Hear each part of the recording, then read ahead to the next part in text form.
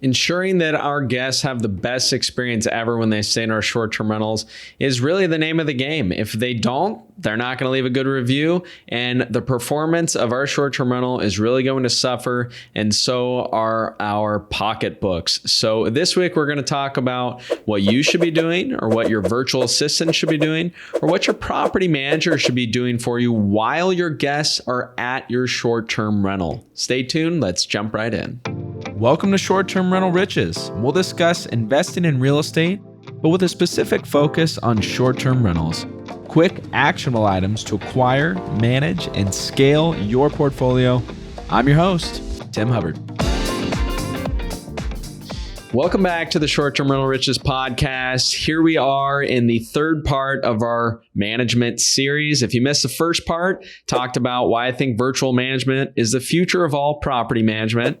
In the second part, we talked about everything you should be doing before your guest checks in. And if you are working with a property manager, everything they should be doing. This week, we're talking about everything that kind of comes up while your guests are in your property and how you should be handling your reservation. So again, it's going to be like a rapid fire podcast to make sure that you're not missing any steps. And if you're looking for help managing your property, that you know which questions to ask. So once we've got our reservation, we advertised our property effectively with good pricing, we had good communication, and they're showing up to the property, the first thing we got to do is make sure that they can get in, right? So of course we need to have good check-in instructions, but we monitor our remote locks and our cameras at all the properties to make sure that our guests do check in. So when a guest shows up, for example, we get a notification that they used their code for the first time. So we need to be available for them there if for whatever reason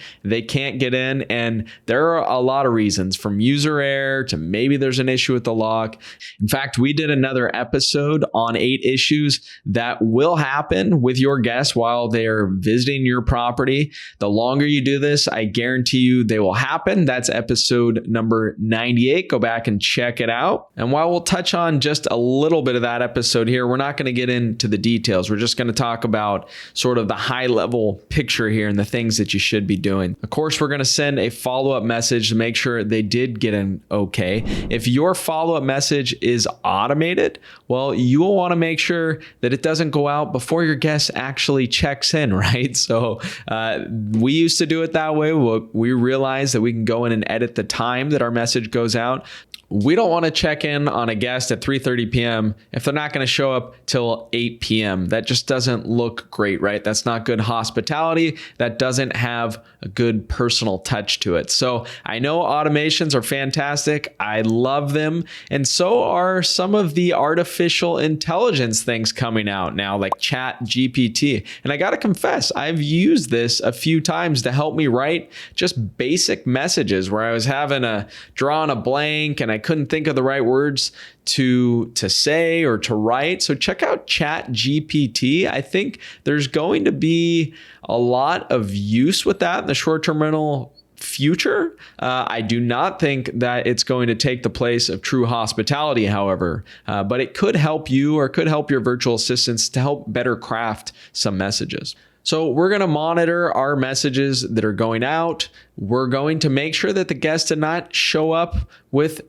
extra guests that were not on the reservation. We're going to make sure that they didn't show up with pets when they weren't authorized to show up with pets.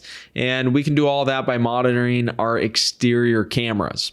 Now, sometimes our guests' travel plans change, right? And they were supposed to show up today, but they need to make an alteration. So that's another thing that's going to come up that you need to know how to handle. The guests might want to cancel their reservation. And so you need to make sure that you follow your cancellation policies. But of course, there's a lot of communication that goes into that as well. If there should be some sort of issue, if they break a rule or a neighbor says they smell smoke or whatever it happens to be, you might need to get in touch with Airbnb or VRBO. And that is not always fun, but there is a science to it. Sometimes a guest asks for additional towels or extra toilet paper or extra coffee or whatever it happens to be, even if you've put in the appropriate amount. Sometimes emergencies pop up and we just need to know how to handle them. And so my team and I have managed a lot of guests, hundreds of thousands of messages, literally. And so we've come up with our best way for communicating with guests to make sure that we earn really high reviews. I've got a quick checklist that I want to go over that all of our receptionists use, and I think you should use as well, just to name off a few of the things that we're confirming each time a guest shows up to our property. After we've got our reservation, we need to confirm if the guest wanted an early check-in. If they did we receive payment for it? Are they asking for a late checkout?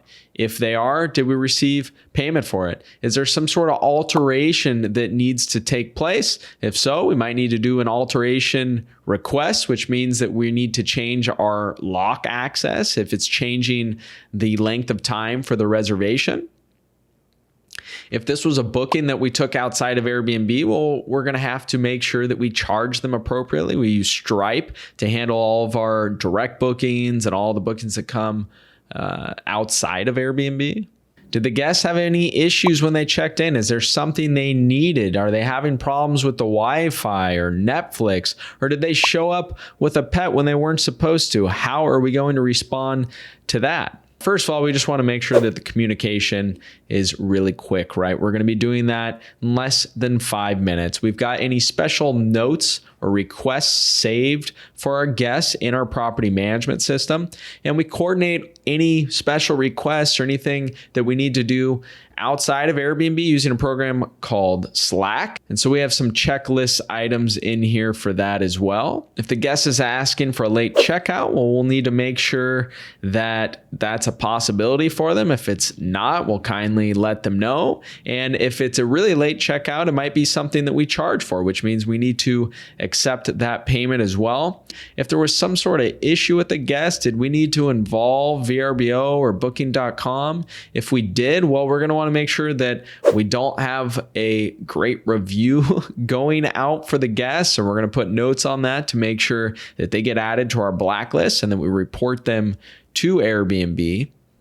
Hopefully the guest is great and they're really enjoying their stay. And if it happens that we have a little bit of vacancy after their checkout, well, we're going to reach out to them and ask them if they would like to extend their stay. And we often do that with a discount to try to fill more days on our calendar. We want to make sure that we're available for them 24/7 by phone and text message, although we do most of our communication through the platforms or through our property management software.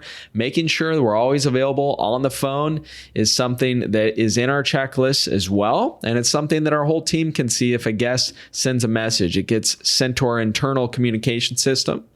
So those are just a few of the things that are going to happen, that are going to come up while a guest is there. It's by no means comprehensive, but just want to make sure you're not skipping any steps. And if you're working with a property manager, that they're not skipping any steps, that they have this hospitality approach behind all of the management, because it really does affect your performance. We're going to talk next week about all the things that you should be doing, or your team or your manager should be doing at the checkout, so at the property turn, and post checkout. So in terms of marketing and things that you want to keep in mind to try to get more repeat bookings coming back. So there's a lot to it. We've learned a lot.